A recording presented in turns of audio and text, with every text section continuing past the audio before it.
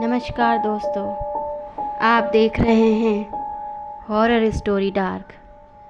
चलिए आज की कहानी की ओर बढ़ते हैं। वो घना अंधेरा, बरसात की हल्की हल्की फुहारें और नेशनल हाईवे 24 की सुनसान सड़क। यह वही रात थी जो ट्रक ड्राइवर विजय और उसका खलासी सुरेश कभी नहीं भूल सकते। विजय ने अभी अभी कोलकाता से माल लादा था और उसे लखनऊ तक पहुंचाना था। रात का समय था और हाईवे लगभग खाली था। चारों ओर सन्नाटा पसरा हुआ था। विजय ने रेडियो चालू कर रखा था, लेकिन सिग्नल खराब होने के कारण कोई भी गाना साफ सुनाई नहीं दे रहा था। सुरेश, जो ट्रक की खिड़की से बाहर देख रहा था, उसने अचानक एक ठंडी आह भरी। भाई, आज कुछ अजीब सा लग रहा है। मन बहुत घबराया हुआ है, उसने डरते हुए कहा। विजय ने मुस्कुराते हुए उसकी ओर देखा। अरे कुछ नहीं होगा, तू बेकार में डर रहा है। ज़्यादा सोचा मत कर, सो जा। सुरेश ने विजय की बात मानकर अपनी सीट पर आंखें बंद कर ली। विजय ने ट्रक की गति थोड़ी बढ़ा दी ताकि जल्द से जल्द मंजिल तक पहुंच सकें। तभी अचानक सामने एक औरत दिखाई दी। विजय ने जोर से ब्रेक लगाए और ट्रक चीखता हुआ रुक गया। सुरेश हड़बड़ाकर उठ गया। क्या हुआ भाई? सुरेश ने घबराते हुए पूछा। विजय ने हाथ से इशारा करते हुए कहा, देख, सामने वो औरत। इतनी रात को यहाँ क्या कर रही है? सुरेश ने सामने देखा। एक सफ़ेद साड़ी पहने औरत सड़क के बीचों बीच खड़ी थी। उसका चेहरा बालों से ढका हुआ था और वह बिल्कुल स्थिर खड़ी थी। भाई, ये ठीक नहीं है, हमें यहाँ से निकलना चाहिए, सुरेश ने घबराते हुए कहा। विजय ने हामी भरी और ट्रक को रिवर्स करने की कोशिश की, लेकिन ट्रक का गियर फंस गया। उसने बार बार कोशिश की, लेकिन ट्रक पीछे नहीं जा रहा था। तभी वह औरत धीरे धीरे ट्रक की ओर बढ़ने लगी। विजय ने हॉर्न बजाया, लेकिन वह रुकी नहीं। क्या करें भाई? सुरेश ने कांपती आवाज में पूछा। विजय ने हार मानते हुए कहा, चल नीचे उतर कर देखते हैं, शायद कोई मदद चाहिए हो। दोनों ट्रक से उतरकर औरत की ओर बढ़े। जैसे ही वे पास पहुँचे, वह औरत अचानक ठिठक गई। विजय ने हिम्मत जुटाकर कहा, बहन, इतनी रात को यहाँ क्या कर रही हो? कोई परेशानी है तो बताओ, हम मदद करेंगे। औरत ने धीरे धीरे अपना चेहरा उठाया। उसकी आंखें काली थीं, जैसे उसमें कोई जान ही ना हो। वह हल्की सी मुस्कान के साथ बोली, मुझे इस सड़क के उस पार जाना है। क्या तुम लोग मुझे वहाँ तक छोड़ दोगे? उसकी आवाज़ बहुत ही धीमी और अजीब थी, जैसे कई आवाज़ें एक साथ बोल रही हों। विजय ने सुरेश की ओर देखा। सुरेश का चेहरा सफ़ेद पड़ गया था।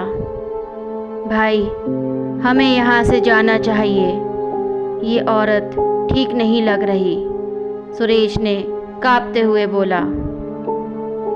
विजय ने उसे शांत रहने का इशारा किया और औरत से कहा, ठीक है, आप हमारे साथ ट्रक में बैठ जाइए, हम आपको छोड़ देंगे। जैसे ही उन्होंने पीछे मुड़कर ट्रक की ओर देखा, ट्रक के चारों ओर गहरा कोहरा छा गया था। उनके कदम भारी हो गए और हर तरफ से अजीब अजीब सी आवाज़ें आने लगी। विजय ने जल्दी से ट्रक का दरवाज़ा खोला और औरत को पीछे की सीट पर बैठने का इशारा किया। औरत ट्रक में बैठ गई और विजय ने तेज़ी से ट्रक स्टार्ट किया। सुरेश अभी भी काँप रहा था। भाई, ये क्या कर दिया हमने? ये औरत ठीक नहीं है, मुझे बहुत डर लग रहा है। विजय ने उसकी बात अनसुनी करते हुए ट्रक की स्पीड बढ़ा दी, लेकिन ट्रक में एक अजीब सा सन्नाटा पसरा हुआ था। औरत ने अचानक से हंसना शुरू कर दिया। उसकी हंसी मानो चारों ओर गूंजने लगी। सुरेश ने पीछे मुड़कर देखा, औरत अब पीछे की सीट पर नहीं थी, वह गायब हो गई।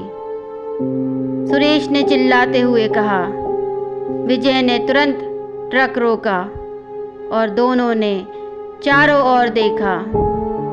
औरत कहीं नहीं दिख रही थी। यह कैसे हो सकता है? वह अभी यहीं तो थी, विजय ने घबराते हुए कहा। तभी ट्रक के बाहर से किसी ने खिड़की पर दस्तक दी। दोनों ने खिड़की की ओर देखा। वही औरत ट्रक के बाहर खड़ी थी, लेकिन इस बार उसका चेहरा पूरी तरह से विकृत हो चुका था। उसकी आंखें सफ़ेद थी और होठों से खून टपक रहा था।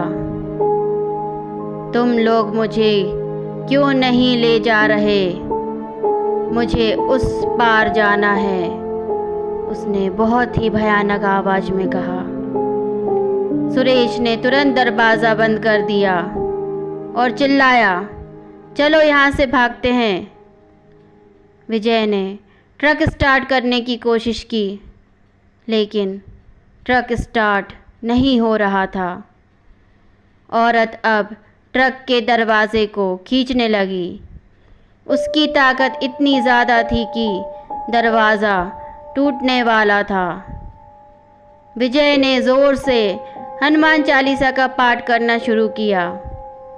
तभी एक ज़ोरदार आवाज़ के साथ ट्रक स्टार्ट हो गया। विजय ने तुरंत एक्सेलरेटर दबाया और ट्रक तेज़ी से आगे बढ़ने लगा।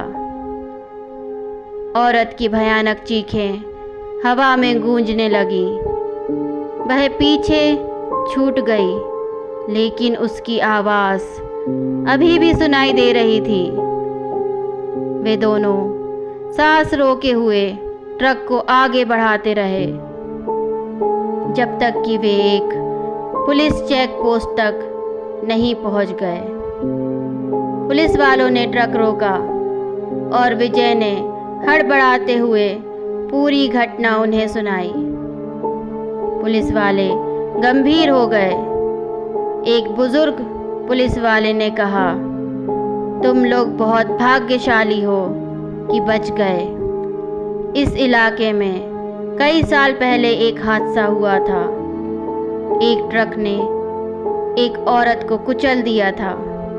तब से उसकी आत्मा इस हाईवे पर भटक रही है। वह हर आने जाने वाले से मदद मांगती है, लेकिन जो उसकी मदद करता है वह कभी वापस नहीं लौटता। विजय और सुरेश के चेहरों का रंग उड़ चुका था। वे कांपते हुए ट्रक से नीचे उतरे और एक लंबी सांस ली। उन्होंने तय किया कि वे कभी भी उस रास्ते से दोबारा नहीं गुजरेंगे, खासकर रात के समय। रात गहराती जा रही थी, लेकिन विजय और सुरेश की आंखों में नींद का नामो निशान नहीं था। वे बस एक दूसरे की आंखों में देख रहे थे, जैसे यह पूछना चाह रहे हों कि जो हुआ वह सच था या सिर्फ एक बुरा सपना। लेकिन वे जानते थे यह कोई सपना नहीं था, वह भूतिया औरत सच में थी और वे सिर्फ किस्मत से बच गए थे। उस दिन के बाद विजय और सुरेश ने रात में ड्राइविंग करना बंद कर दिया। कहते हैं कि वह औरत आज भी उस हाईवे पर भटकती है, किसी और की तलाश में, जो उसे उस पार ले जा सके जहाँ से कोई कभी लौट कर नहीं आता। कहानी अच्छी लगी हो तो लाइक, शेयर एंड सब्सक्राइब करें।